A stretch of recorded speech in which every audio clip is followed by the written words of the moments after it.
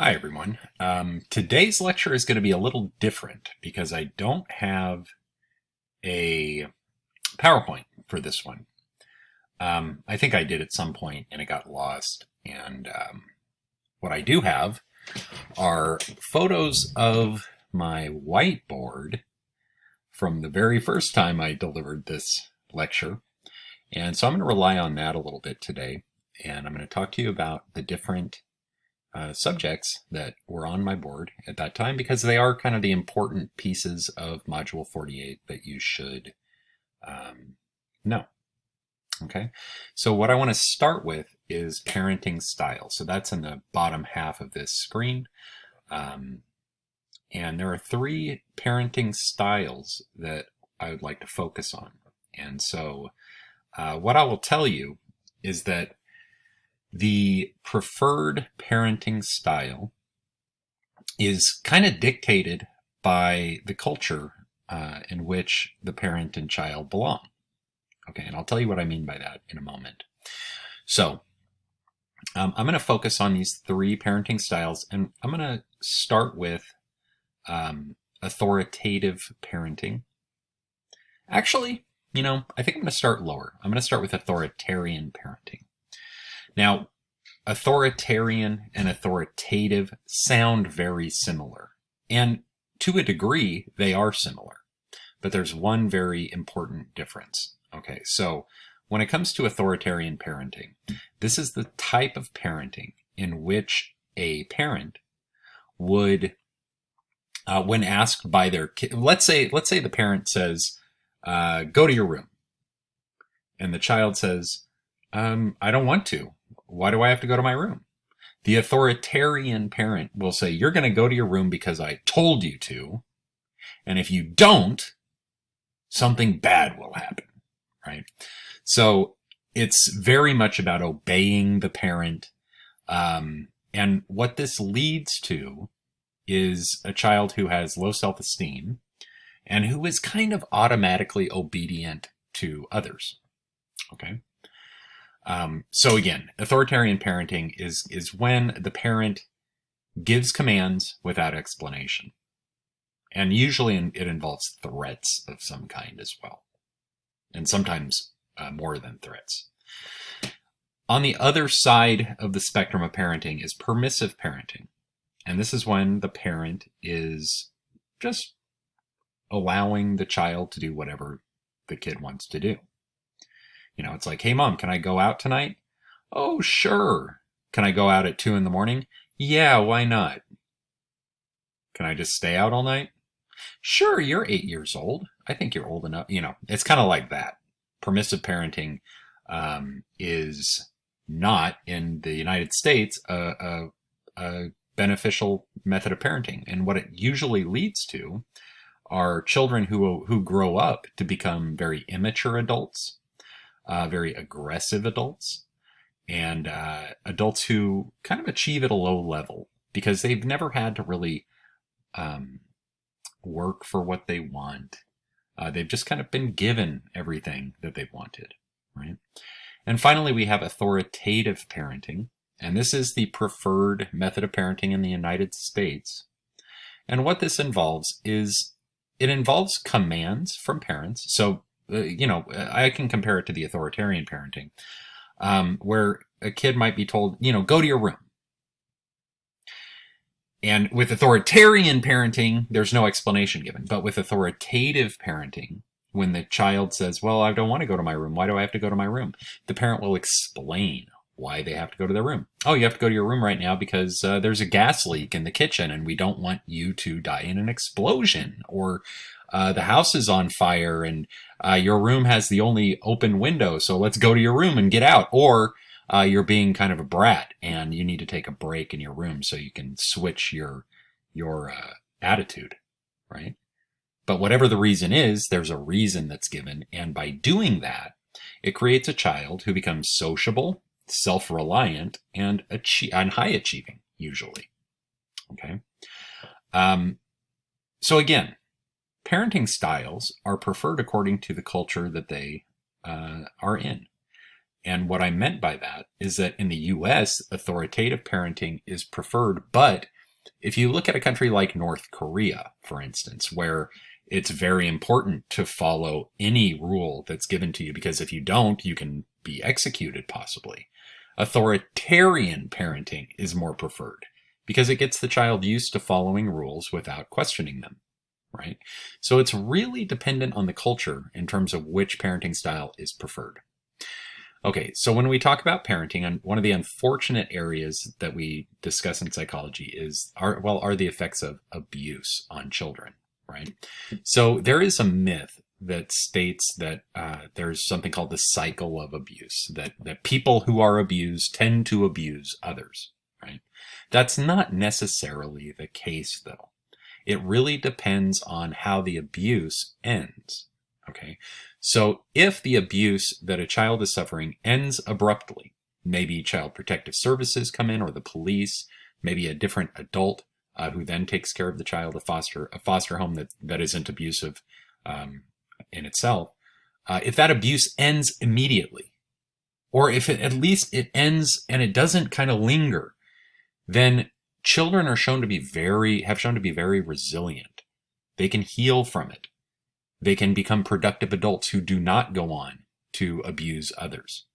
On the other hand, if that abuse is let to continue, if nothing is done, then those children who are in that abusive situation that does not improve are 4 times more likely to have serious illness, to abuse substances, to enter into criminality, to experience psychological disorders, and to become an abuser themselves.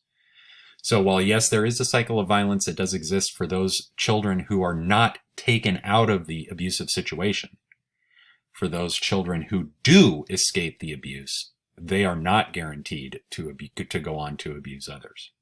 Okay, so that's another important point to know. Okay, so this is the next image, and so what I was just talking about was over here. I hope you can see the pointer that I have. And then we have this big image in the middle of my whiteboards. This is from my classroom that you never got to go to, and that I'll never go to again, but that's okay, because you can see this here. So what this represents, this image, is the metal mother right here, and the soft mother that Harry Harlow used in his monkey experiments about attachment. So what I would recommend to you is, if you need more information about that experiment, look on YouTube. There are many different documentaries about Harry Harlow. They're pretty good. He was a very influential psychologist, but he had his own issues, which most documentaries go over. But this study is one of the more important studies in psychology, because it led to us coming to an understanding of this thing called attachment. Okay, so I'm going to switch the slide again, because this is where we talk about attachment types. Okay, so what is attachment? Attachment is kind of the bond created between the child and their parent, usually the mother. Okay. Fathers also gain attachment with their children, but it's kind of in a different way. So for our purposes today, I'm going to talk mainly about mothers. Okay. So what Harlow's study found is that beyond food, right, which is like the sustenance to survive, the monkeys he was experimenting on preferred having that physical contact with the soft mother instead of the cold, hard contact of the metal mother. And what they would do is they would actually run to the metal mother and get food from that mother, and then run as fast as they can away from that mother to the soft mother. Okay.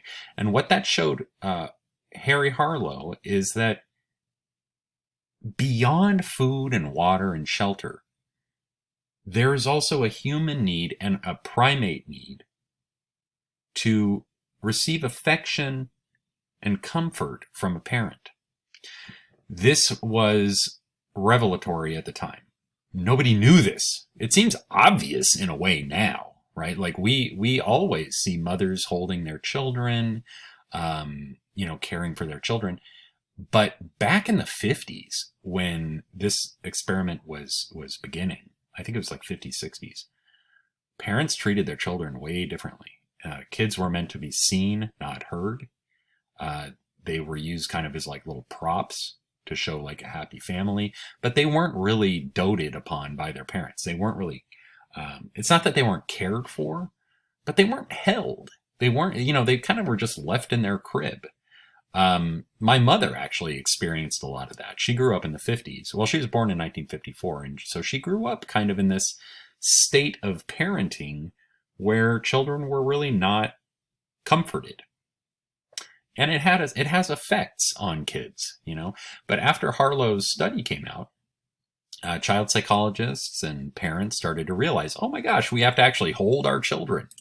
And so I want to go through this. This is kind of a complicated chart of attachment types. So we're going to look at attachment types first and the behavior that goes along with them.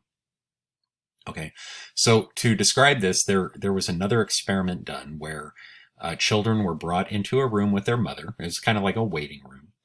And the mother would leave at one point, leaving the child alone. And so this is what happened.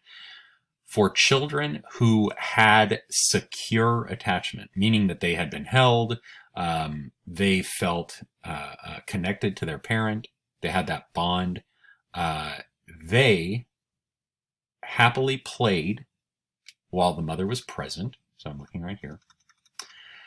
When the mother left, they would show distress. Oh my gosh, my mom is gone. And then when the mother would return, they would rush right away to the mother to be held. And the cause of this reaction is having a sensitive mother that encouraged that secure attachment. On the other hand, when an insensitive mother was the parent, typically what would be seen is that the child would have insecure attachment. Okay, and I'll talk about that a little bit more in a moment. But insecure attachment led to the child, while the mother was in the room, the child was shy and clingy, so they wouldn't really leave the mother's side. When the mother left, the child sat and cried. And then when the mother returned, this was the interesting thing. They ignored the mother. They didn't run to the mother. They were clingy before, but now they were ignoring the mother. It's like they were punishing her. Okay, so that was the result of these attachment types being experimented on in that way. Okay, and now what I want to do is kind of go down to the bottom here, where we talk about basic trust. Okay, so what is basic trust? Basic trust is the trust in the consistency of the world, basically. Like children who have basic trust understand that the world works in a particular way and that it is predictable. Children who have an absence of basic trust don't understand that the world is predictable. Instead, they see the world as a very unpredictable place that's full of dangers and surprises, which is distressing to kids. So let's talk about the effects of this. So when basic trust is present, okay, attachment tends to be trusting between the child and the parent.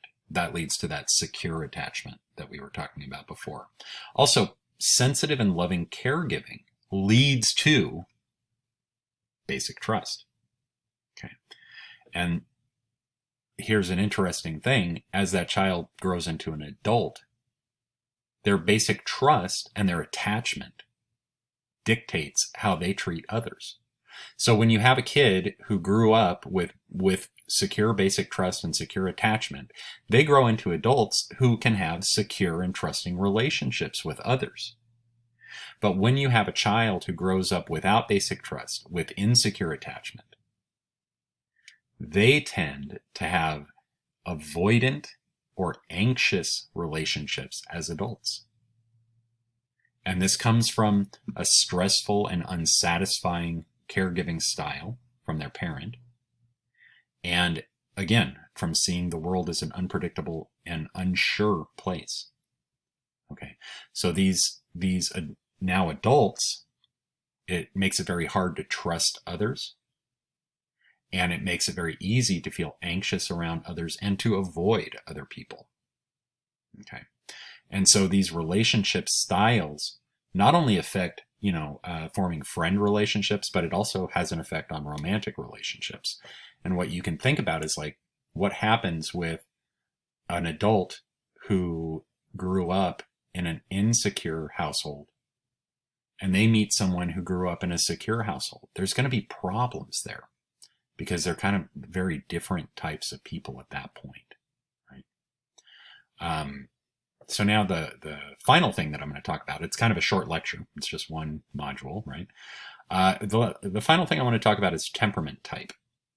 So when we talk about temperament, it's kind of just your overall attitude.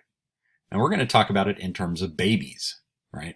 So there are easy babies and difficult babies. Easy babies are quiet, placid, predictable, right? If you have a little brother or a little sister, you probably know if they were an easy baby or a difficult baby, right? Difficult babies tend to be irritable, intense, and unpredictable. Okay. And, those are babies that tend to cry a lot. And it's kind of this vicious circle where the difficult baby is difficult. And then that not only do you see irritation in the baby, but also in the parent, right? It's hard to parent a difficult baby. And so there may be correlations there where difficult babies end up with insecure attachment and have an absence of basic trust because their behavior as babies kind of pushes the parent away. Now, if you have a parent who, cares deeply for their child, it probably doesn't matter how the kid acts, right? But, if you have a parent who may not have wanted to be a parent or may not have parenting skills or who may be too young to know how to parent and they're faced with a difficult baby, it can lead to some parenting problems. Okay. And so that's the end of the lecture today. Again, it's kind of a short one, but I hope it was informative. And again, if you want more information on these subjects, I would really look for a good documentary on YouTube about Harry Harlow's attachment experiments, because those are pretty fascinating to watch. Okay. So that's it for now, and I will talk to you all again soon.